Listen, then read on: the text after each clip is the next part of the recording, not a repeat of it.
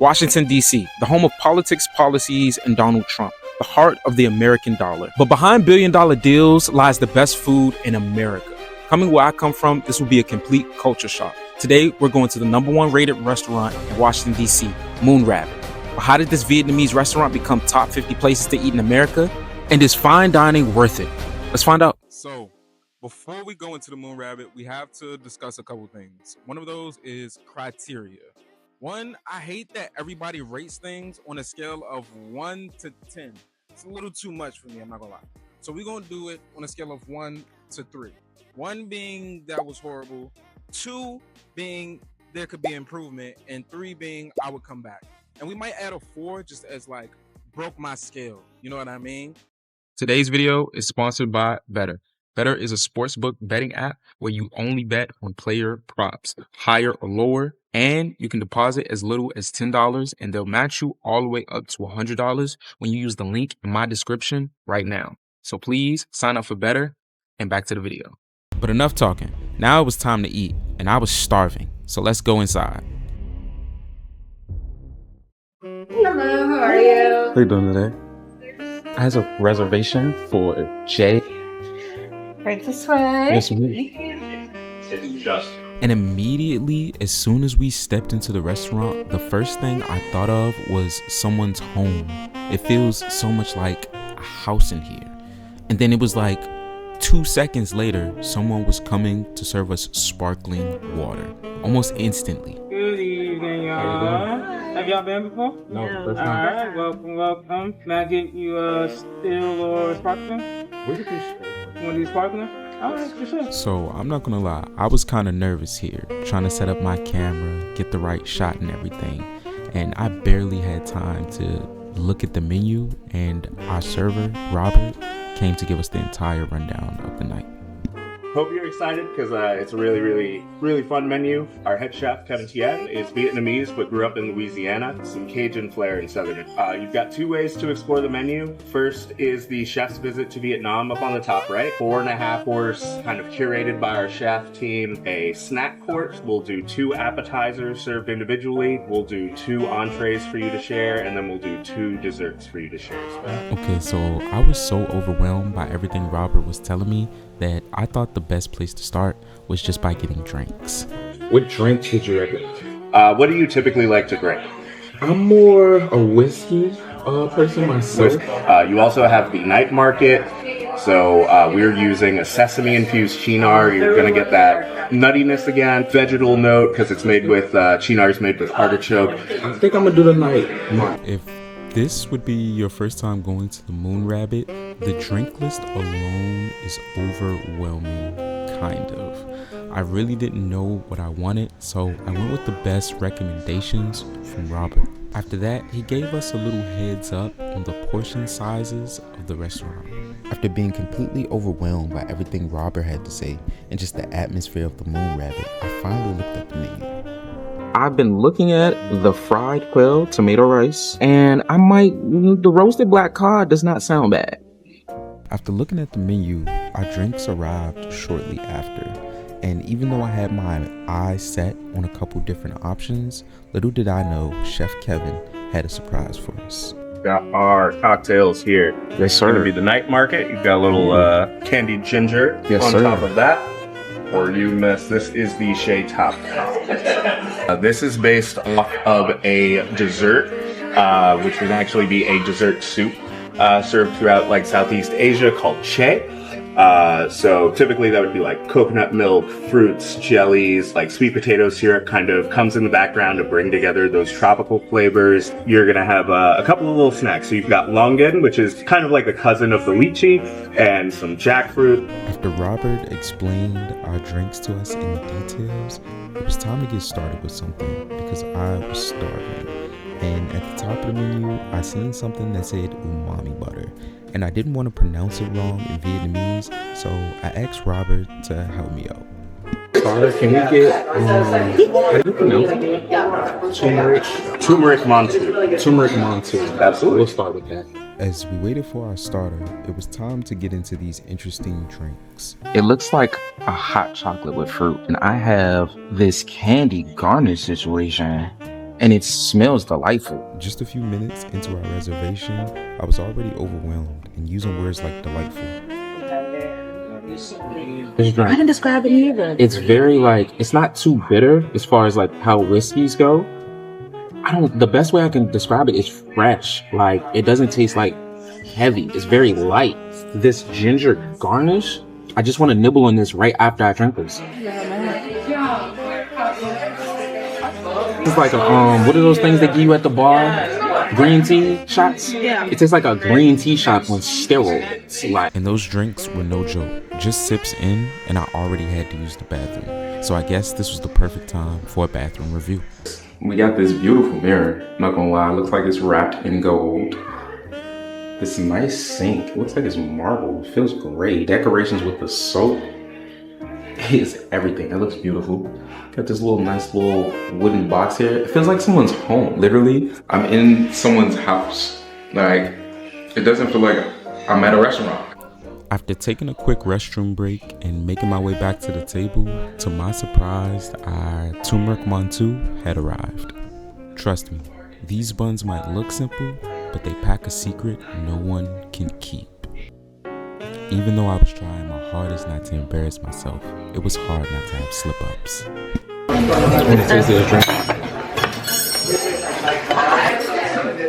not a child. So I'm gonna try it first without the butter. This is like a very soft bun. Like the outside, it's very it's baked very well, like perfect though. It's literally perfect. Let me taste it with this butter. Oh my goodness. Oh my goodness. Yo. Oh my goodness. This butter? Yeah. Yep. What is it? Oh my god. So the It butter tastes just like umami. sprinkle over top of the butter is a dehydrated like roast tomato powder, and then the butter itself is like a vegan coconut butter. What is this bun made out of? Like wheat flour, but it's a steamed bun, right? So that's where you get that like really fun texture from. Where actually, so it's flavored and colored with a very turmeric forward curry powder. After a quick lesson about buns, it was time for the entrees. But like I told you, Chef Kevin had a complete surprise for us. For myself, I want to do the fried quail and tomato rice. Fried quail and tomato rice? Yeah. Absolutely. And all the food kept coming so fast, I barely had time to think. I swear, I was having like a sensory overload, and we were just getting into dinner. Now, the original plan was just to get a starter, a few entrees, and a dessert, a couple drinks, just to get the vibe of the moon rabbit. But Chef Kevin insisted that we would have the chef's visit to Vietnam. So, to my surprise, when our original orders didn't come out, I was a little confused. And up first was the snack and bread course. Someone's home. Welcome to the snack and bread course. We'd like to start with our eggplant nigiri, which is going to be at 3 o'clock on your plate. It's a miso marinated eggplant that's been bruleed and put on top of a crispy sushi rice. On top, we also have a little bit of a ginger scallion sauce. We go to 6 o'clock next. That's going to be our duck confit croquette. So it is made with duck confit. There's a little bit of midnight moon cheese in there as well. And then it's going to be panko fried. And then finally, we finish at 12 o'clock with our chicken pate. It's a chicken liver pate, lemongrass marinated. It's on top of a cherry jam. Did we just get full snack? Right, that's what I'm thinking, like, huh? Did we just get full snack? At this point, I was lost for words. I didn't know what was going on, but at the same time, I was just going with the flow. First bite. Here, let's do it. There are literally no words to describe what my brain was going through at this moment.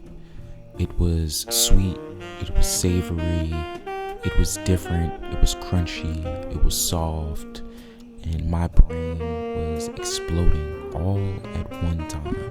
It was, again, overwhelming. I don't even know how to describe what I just ate. It was sweet. It had a little bit of salt to it. Had a crunch to it. It was fried. I don't even know what I just ate. It was delicious. It was almost like if you took a hash brown, made it into like a short, long cube, and put some delicious meat on top of it, or mushroom, whatever that was delicious. And just before I can get into the next bite, Chef Kevin came just to my table to introduce himself. My goodness, it's so surreal to finally meet you. One, I want to say thank you for the opportunity to be at your restaurant. No, it's fair. I think this is like a really good partnership, and it's like really fun. So I did have a few questions. One, what is your favorite thing to cook at this restaurant? Big fan of like grilling. I think like growing up, I always thought like my uncle like always do like backyard barbecues because it was like very American to like barbecue. So like for us, that was a very like vivid memory. Coming here from Vietnam. And how long have you been at this restaurant particularly?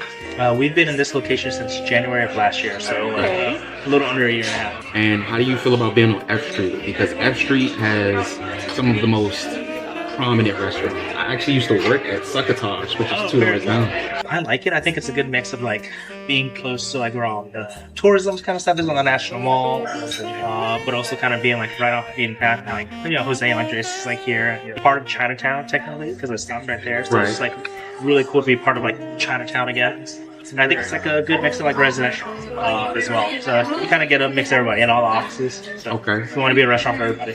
Yes. And for desserts, what would you recommend? My personal favorite right now is we have this new one called breakfast.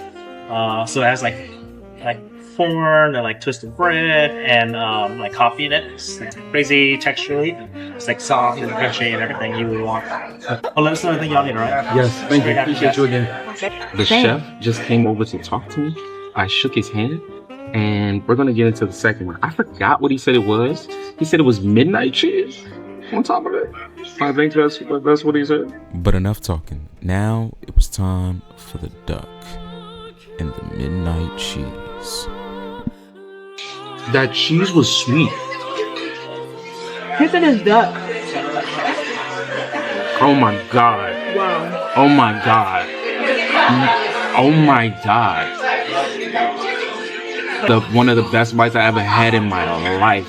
The cheese on top was sweet. Yeah. The duck was crispy in a cube, and it was like it had cheese in the middle. Real soft in the middle. It's very soft and gooey, and it was like it's almost have like a cinnamon after, but it's like that's just like for the smell. I don't know, but it was so sweet and savory at the same time. That was crazy.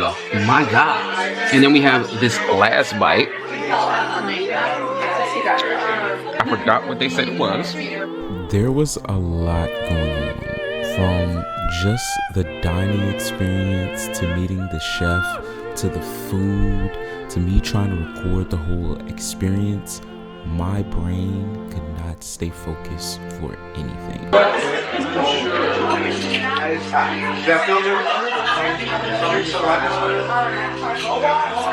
That was explosive and different. It was like, it started off sweet and then immediately got savory. And then it has like a crunch outside, but it's not like, the sweet was like 2 seconds, like not even that long, like a split second. And then it went straight into savory nuttiness, no pause. But that was what? I don't even know how to describe it. And that's your cheese. Yeah, there's a little cheese tone in there. And then whatever that cookie crunch thing was like made out of nuts or something. What I was expecting from that. I was not expecting that. That was incredible. My goodness. Those snacks literally blew me away. I'm still thinking about that duck bite. Like, I don't even know how to feel. It was so delicious. It was like it activated something in my brain that's never been activated before. A piece of my brain just got unlocked. You know what I'm saying? Like you're playing a video game and you finally like get to that level. That's how my brain just felt. What is going on right now? It was sweet, it was savory, it was crunchy, it was gooey. It was literally everything at once. And my brain just said, And next up was our second course, and as the night progressed, more and more people came in, so it kind of started to get loud in the atmosphere, but not too loud. That we're serving with a soy gochujang vinaigrette and chili satay oil. It's going to be served with spring asparagus, fried enoki mushrooms, and a wild rice frittata. And then we also have our amberjack crudo, which is going to be on the left. We're dressing with a mom gem, so fish sauce, chilies, very pungent, let's say. There's a lot of vegetables in here.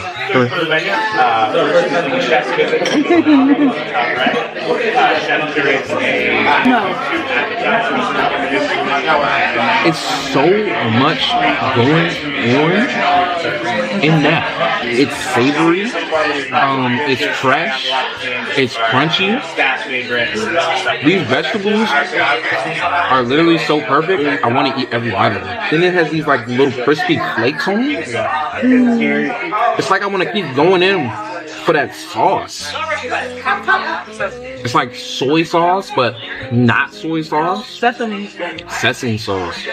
That would make a lot of sense. Let's move on to the rice noodle. It's good. It's fish. Oh, that's it too.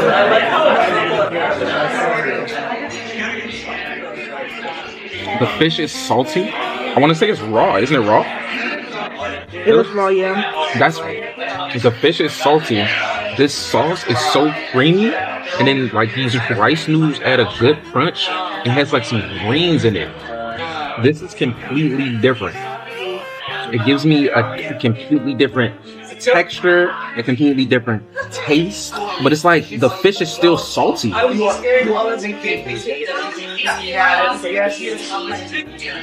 is delicious. It's like an upgraded poke bowl. And it's so light. It's not heavy at all. But it's like I could literally eat this all day. Like if I was a fisherman, I could see how like I could cut a fish, take some like crispy rice noodles and some greens and just... The rice noodles are almost like, imagine like a Rice Krispie treat, but like it was thinly rolled out into a noodle with no flavor. It's like, it's not really salty. It just kind of adds or takes on the flavor of everything else. And I really like it. It's definitely different if you don't like raw fish, or if you're looking for a hearty meal, this is not it. But if you're looking for flavor, just jam-packed flavor into a little dish with one bite, like literally into one bite, this is for you. And it kind of has like it's almost a spice there, but it's not like spicy. It's like a peppery spice in the back of my throat. Pause. Very like so subtle, like you sprinkled it in, but you can feel it. And it adds another layer to this whole little dish. So we have a Wagyu beef that we marinated in lemongrass. We didn't wrap it in a perilla leaf. Perilla is like a minty leaf, but very low on the mint scale, but you should taste it when you bite into it. Then we have some pickled shallots on top with some cilantro. Then we have a jalapeno sauce on the side. You can kind of think of it as like has like a yogurty consistency when you bite into it. But it's a house-made chili satay that we put on the top. That adds a bit of spice and a bit of crunch. When he said Wagyu, my brain heard nothing else. It could have been wrapped in a maple leaf, and I would have devoured that Wagyu. First by itself. Imagine a cookout meatball, but it's Wagyu. It's like, it's sweet with that leaf, but just like a hint, and then it's so beefy. Let's try it with the yogurt this time. Wow. Yeah, that onion. Pickled shallot is so sweet. They pickled it in some sweet. They have a tangy, spicy yogurt. And this leaf is so beefy, I can still taste it. And then at the end, there's like...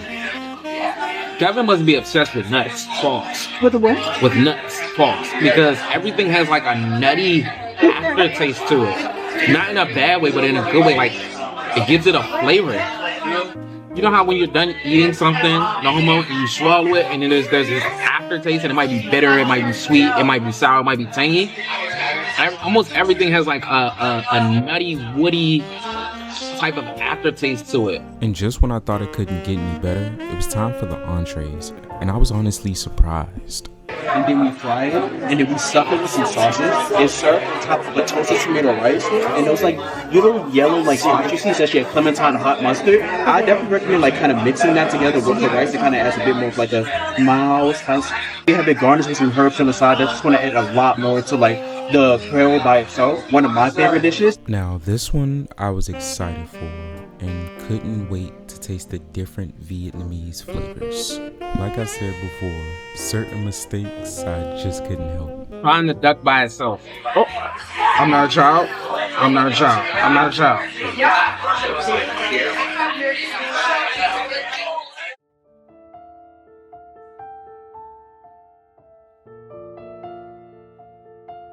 This shouldn't even be legal, bro. It's like they made the skin a little sweet, stuffed it with duck sausage, and it is so delicious. I'm trying. Rice is seasoned perfectly. It's not like buttery or super salty. It's like it has literally the perfect seasoning, and something is in there that is super not like super crunchy, but like gives it the perfect crunch. Now we're about to try it with the duck. It's actually a quail stuffed with duck. That's crazy. So they basically took the quail, made it a kind of sweet, stuffed it with like a little seasoned duck like sausage.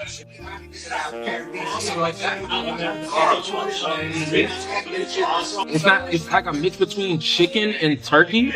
Like it has like a turkey texture, almost a turkey chickeny taste, but burnt. Like it has like a smoky taste to it as well that just brings it way more flavor. And it's kind of sweet. It's not too salty like you would think chicken is. The duck sausage and the rice is probably. I'm literally lost for what my brain is trying to come up with words, and it is like it's hitting a wall. Overwhelmed is an understatement for what I was going through in this moment. All of my senses were being tested. My brain was being tested. I couldn't think straight. I couldn't focus. I was at the whim of the food. But dinner was far from over. We had one more entree, and dessert was next and final. These are rice noodles that we hand roll in house, and then we're dressing them with a black garlic miso. The garnishes will be tofu skins, black vinegar onions, and pickled garlic chives with julienne cucumber. With this dish, I'm kind of nervous for this one. I'm not gonna lie. Now this one didn't smell the best. It had a sour, pungent, fishy smell to it, but I was still kind of optimistic for it. Not my favorite on the taste, that noodle texture though.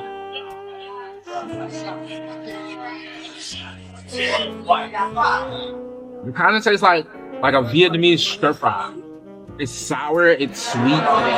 You get the vegetables though?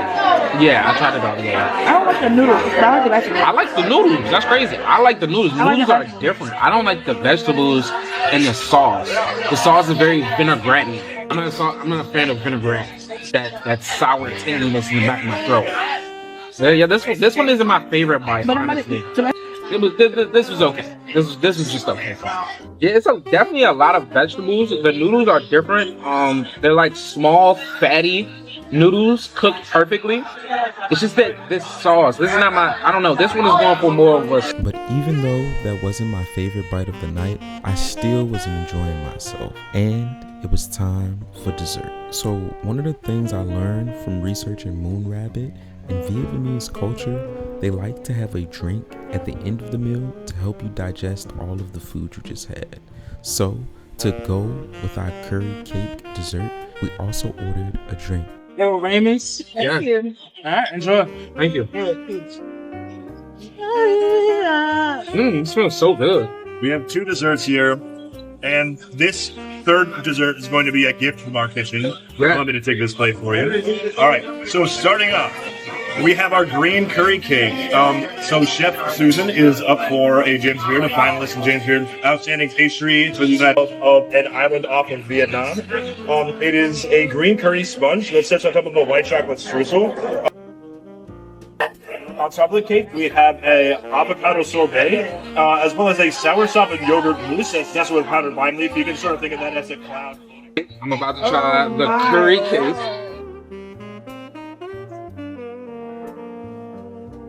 This little custard or whipped cream on top is like, it's so like lemony, but fresh. I'm so scared. Like, This cake looks so soft. big. Oh yeah. And then there's like some type of filling in the middle. Wow. After I ate that cake, I don't think I ever wanted to leave the Moon Rabbit ever again. I think I wanted to eat here every single day after tasting that green curry cake. That's different. That cake is so fluffy and so light. There's like some ice cream sorbet in the middle. This little whipped cream on top. It's so delicious. And then you finish it off at the bottom with like this punch.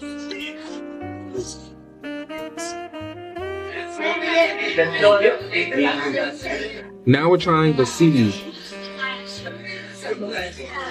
We're gonna try this little clear. I don't like the chocolate part. Little crushed part on top. It's like ice on top of it. And we're going for the middle now. Whole bite. The ice cream doesn't taste like sweet ice cream. It's like a pistachio maybe. It has like ice on top. This cake is crumbly. And just overall, it tastes like something a little kid would make, but very good. And right when it was over, Chef Kevin came over to see how our dinner was. And then we have the final boss, the breakfast. Yes, let's get into that. Let's get into the breakfast before my camera dies. Just before I was about to tell you about Moon Rabbit's top-notch ice cream, my camera died. But trust me, this ice cream is to die for. If their pastry chef ever made this in stores, she would instantly be a billionaire. It had cinnamon, it was vanilla, it had a graham cracker, thin crunch on the top. It was everything to die for and more. So, after a beautiful evening at the Moon Rabbit, what do we rate everything? Well, first, let's start with the atmosphere and the vibe. Coming into the Moon Rabbit, instantly you feel like you're in someone's home. Maybe your cousin, maybe your aunt, but you feel welcomed in. You feel like you're meant to be there, as if you have a place, as if the chair that they're pulling out for you was meant for you. Except for green curry represents the landmass. Then at the bottom we have a fish sauce caramel. It's gonna be like umami sweet. It's gonna bring out aromatics in the cake itself. To the silverware, to the bookshelf, just being in the right place. So I would have to give the atmosphere a 3. Then we move on to service. The service was unbelievable, and they answered every question I ever had before any type of service that good. Never had to ask for water. Never had last and finally, let's talk about the food. I would have to give the service the entire night. The service blown away and was definitely, except for one single dish, by every single thing I was tasting on all senses, from smell to the texture to the way it tasted. It shocked me on all levels. So in that case, the food definitely gets a 4. So, in my opinion, if you're ever in Washington, D.C., and you have the time, and you have a little bit of money to spend, definitely go to the Moon Rabbit. I want to thank everybody for making it to the end of this video. If you did enjoy the video, please like, comment, and subscribe. And shout out and thank you to the Moon Rabbit for sponsoring this video. Peace, and I'll catch you in the next one.